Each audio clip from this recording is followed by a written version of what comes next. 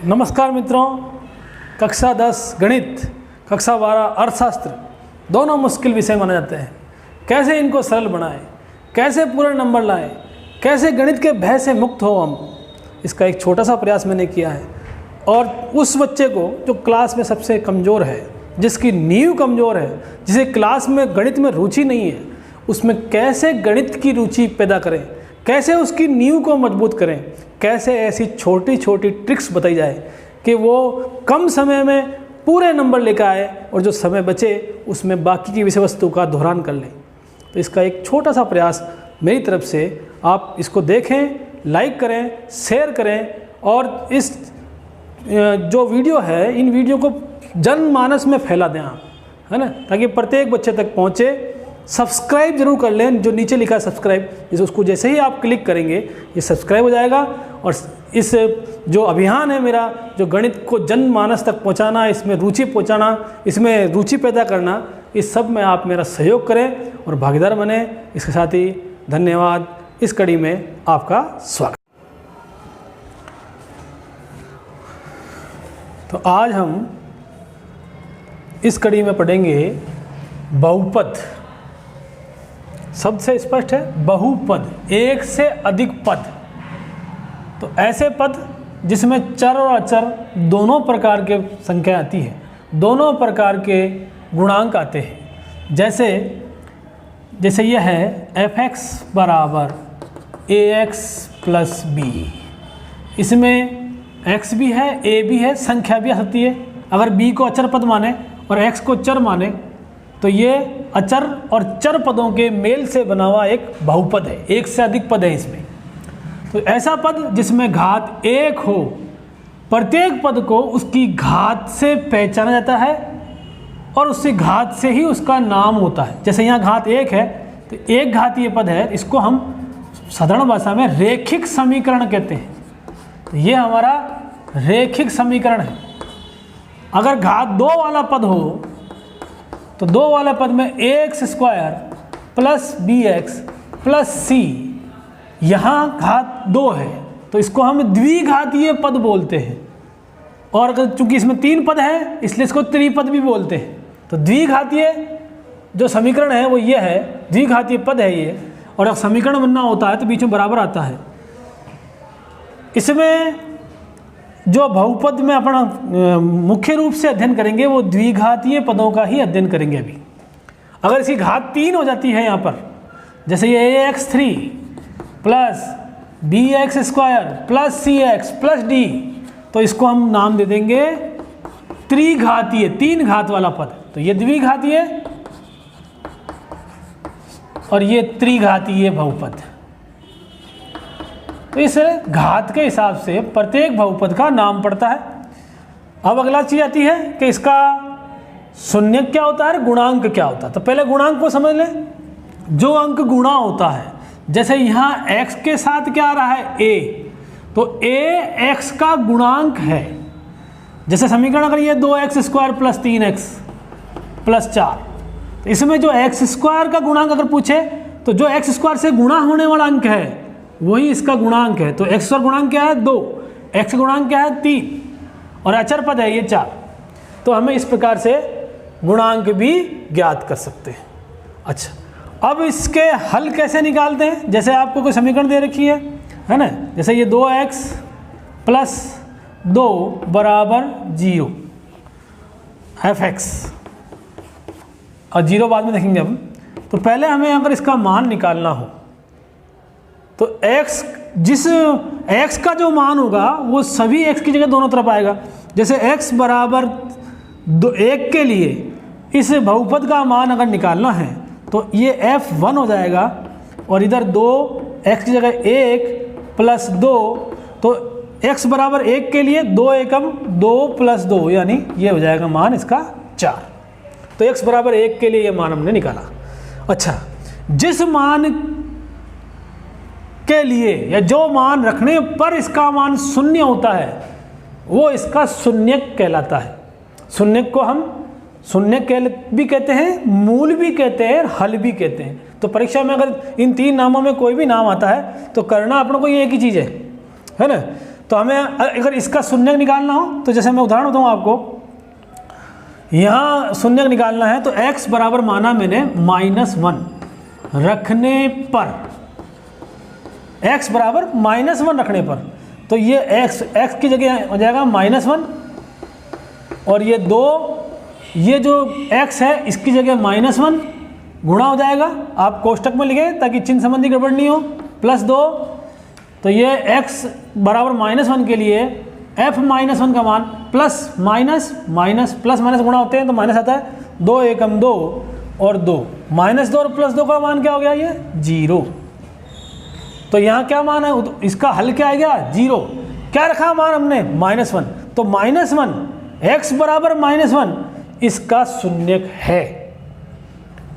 या हम दूसरे अर्थ में कहें तो -1 को इधर लाएं तो हम ये भी कह सकते हैं कि x + 1 जो छोटे कोष्टक में लिखें तो इसका एक गुणनखंड है, इसका एक गुणनखंड है। तो गुणनखंड होता है उसको हम 0 के बराबर लिखेंगे तो हम शून्यक निकाल सकते हैं, और शून्यक को अगर एक ही तरफ ले लेंगे, उसका एक ही जो पक्ष है LHS या RHS, एक ही पक्ष में अगर दोनों मान आते हैं तो वो उसका गुणनखंड बन जाता है। तो शून्यक से गुणनखंड बनाते हैं और गुणनखंड से शून्यक भी निकाल सकते हैं। जैसे x + 1 से गुणनखंड दिया हुआ है और हमें शून्यक निकालना हो तो x + 1 को 0 के बराबर लिख दो, तो x बराबर क्या जाएगा, -1।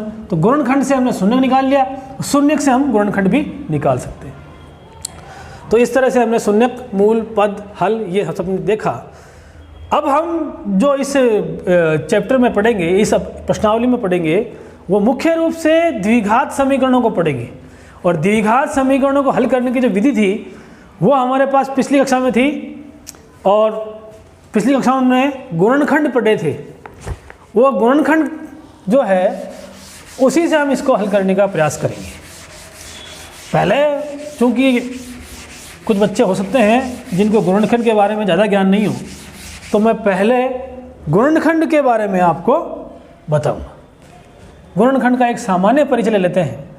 अगर हमें गुणनखंड करने हो, फैक्टर करने हो, जहाँ चर और अचर संख्याएं ऐसे मैंने दे रखे हो, बहुपद दे रखे हो, तो किस तरह से करें हम सरलता से। तो गुणनखंड करने के लिए एक चीज़ हमेशा ध्यान रखें कि जब भी कोई व्यंजन बहुपद हमारे पास आता है तो आप क्या करें, आप पहला काम करें, अगर सारू आ रहा है तो सारू लें। पहला काम, अगर सारू आता है तो सारू लें। कैसे, जैसे मैं उदाहरण बताऊँ आपको। जैसे ये समीकरण है 8x² plus 24xy² plus 16xyz, इसको हमें हल करना है। तो पहला काम हमें सारू लेना होगा। तो यहाँ सारू हम लेते हैं पहले संख्या यानी अचर पदों में से लेंगे, फिर चर पदों में से यानी जो XYZ PQR ABC है उनमें से लेंगे। तो पहले हम संख्याओं में से सारू लेंगे। तो प्रत्येक पद में जो संख्या आ रही है, यहाँ क्या आ रही है 8, यहाँ क्या आ रहा है 24, यहाँ क्या आ रहा है 16। तो आप ये बताएं कि इन तीनों संख्याओं में किसका भाग जाता है। तो आप कहेंगे कि साहब 8, 24, 16 में 2 का भाग भी जाता है, 4 का भाग भी जाता है और 8 का भाग भी जाता है। तो ये सारे सारू नहीं लेंगे हम इसमें से सबसे बड़ी संख्या लेंगे। तो संख्याओं में वह सबसे बड़ी संख्या जिसका सभी संख्याओं में भाग जाता है, जिसका सभी संख्याओं में भाग जाता है, वह सारू कहलाती है। तो न 2 न 4, हम 8 को सारू लेंगे। तो यहाँ पर सारू क्या जाएगा 8। ये तो हमने संख्याओं में से सारू लिया। अब जो इसके चर पद है x²y, यहाँ क्या आ रहा है x²y, गुणा में हम एक ही पद गिनते हैं, प्लस माइनस के बाद अगला पद स्टार्ट होता है तो शुरू होता है। तो प्लस के बाद ये दूसरा पद, इस प्लस के बाद ये तीसरा पद, ये 3 पदों में हमने कॉमन लेना है। तो यहाँ आ रहा है x²y, यहाँ आ रहा है xy², यहाँ आ रहा है xyz। इन तीनों में देखो, तीनों में कौन सा चर आ रहा है। तो आप कहेंगे साहब तीनों में x आ रहा है। अब x की घात 2 भी आ रही है, x की घात 1 भी आ रही है। तो जब हम कॉमन लेते हैं तो हमेशा ध्यान रखें जो सबसे छोटी घात होती है वही हम कॉमन लेते हैं। तो इसमें सबसे छोटी घात क्या आ रही है 1, कोई घात नहीं है तो 1 है, यहाँ 2 है या 1 है, यहाँ 1 है। तो जो सबसे छोटी घात है वही हम कॉमन लेंगे x। यहाँ y है, यहाँ y स्क्वायर है और यहाँ फिर y है, यानी एक घात और दो घात ही है, तो हम एक घात। तो चरों में जो चर सब में है उसकी छोटी घात लेते हैं। तो संख्याओं में वह संख्या जिसका सब में भाग जा रहा है या वह बड़ी से बड़ी संख्या जिसका सब में भाग जा रहा है सारू कहलाती है, और चरों में जो चर सब में आता है उसकी सबसे छोटी घात हम सारू लेते हैं।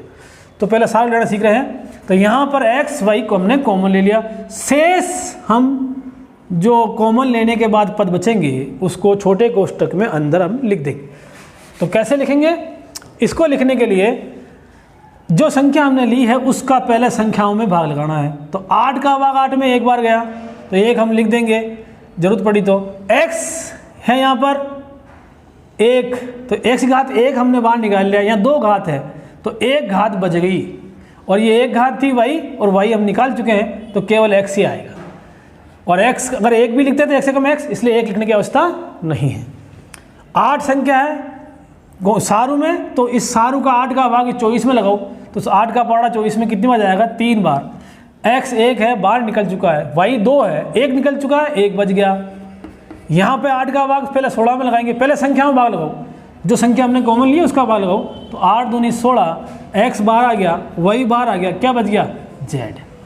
और z चूँकि सब में नहीं है, ये चाहे सब में नहीं है, किसी में नहीं है, ये केवल एक में है, बाकी दो में नहीं है, इसीलिए इसको हम अंदर लिख देंगे। तो पहला काम करना है सारू ले लें। दूसरा काम, अगर द्विपद है तो द्विपद है और इस प्रकार से है कि दो पद है, बीच में माइनस है और दोनों का वर्ग है। दो पद बीच में माइनस हो और दोनों का वर्ग हो तो हम उसको एक बार जोड़ देते हैं और एक बार घटा देते हैं। उदाहरण से समझें, जैसे हमारे पास यह है 9x² माइनस 25, इसके हमें गुणनखंड ज्ञात करने। तो कैसे करेंगे? पहले इसका स्क्वायर बनाएं, बीच में माइनस आ रहा है, ये चेक कर लें, तो ये हल होगा, प्लस आने पर ये हल नहीं होगा। तो यहाँ पर 9 किसका वर्ग है, यानी ऐसी कौन संख्या है जिसको उसी से गुणा करने पर 9 आता है? तो आप कहेंगे साहब 3 को 3 से गुणा करने पर 9 आता है। तो यहाँ 9 हो जाएगा 3 का स्क्वायर, और x स्क्वायर है ही, चूँकि एक से अधिक पद हो गए इसलिए कोष्टक बना के होल स्क्वायर लिखें। तो 3x का होल स्क्वायर क्या है? 9x²। 3 तरीका 9 और x², और 25 किसका है? 5 का स्क्वायर। तो इस जो सूत्र है इससे हम अगर तुलना करें तो a का स्क्वायर है, a की जगह आपने क्या रहा है? 3x। b का स्क्वायर है तो b की जगह क्या रहा है? 5। तो यहाँ एक बार a प्लस b किया, a प्लस b, और एक बार a माइनस b, तो यहाँ पर एक बार 3x प्लस 5 और एक बार 3x माइनस 5, ये हम कर लेंगे। आगे हम करते हैं, अगर हमारे पास त्रिपद आ जाए तो उनको कैसे हल करें?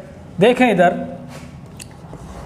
ये त्रिपद और वो भी द्विघात में हो। जैसे मैं एक इसे अपनी किताब से ले लेता हूँ सवाल, तो आपको समझ में आ जाएगा। इसमें दो तरह के आते हैं। पहली विधि जो है, पहली विधि है, दो विधियां हैं। पहली विधि है खंड करना, ये हर बार हम कर सकते हैं। खंड करना जो है ये विधि सब बार काम आती है, हर परिस्थिति में काम आ जाएगी।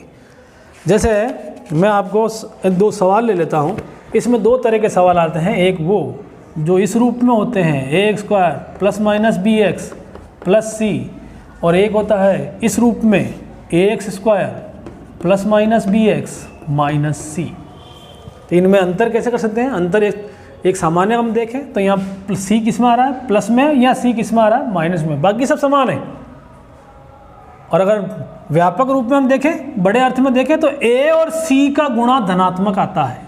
a यानी जो x² का गुणांक है, x² के साथ में संख्या है वो, और c अगर धनात्मक है तो हमें इस विधि से करना है। और a और माइनस c का गुणा किस में आएगा? माइनस ac, माइनस में आता है तो हमें इस तरह से करना है। तो जब इस तरह से आए, जब a और c गुणा धनात्मक हो तो हमें क्या करना है? तो हमें यह करना है कि ऐसी दो संख्याएं हमें निकालनी है जिनका गुणा तो ऐसी हो, गुणा क्या हो? गुणा तो ऐसी हो, यानी a और c के गुणा के बराबर हो, पर अगर उनका योग अगर पी क्यू माने तो उनका गुणा पी क्यू AC के बराबर होना चाहिए, और योग P प्लस क्यू किसके, b के बराबर होना चाहिए। b कौन, x का गुणांक, तो गुणा a और c के बराबर होना चाहिए और योग x के गुणांक के बराबर होना चाहिए। इसमें भी गुणा तो ac के बराबर होना चाहिए, परंतु यानी p इंटू क्यू तो ac के बराबर होना चाहिए, पर यहाँ योग की जगह अंतर आएगा, माइनस है ना, तो अंतर आएगा। उनका अंतर यानी p माइनस क्यू घटाने पर बीच वाली संख्या यानी x का गुणांक b उसके बराबर आना चाहिए। कैसे, इसको समझने के लिए मैं 3.3 जो प्रश्नावली है उसका सवाल नंबर 1 देखते हैं हम, ताकि उसका भी सवाल हो जाएंगे। ये सवाल है दूसरे का पहला 3.3।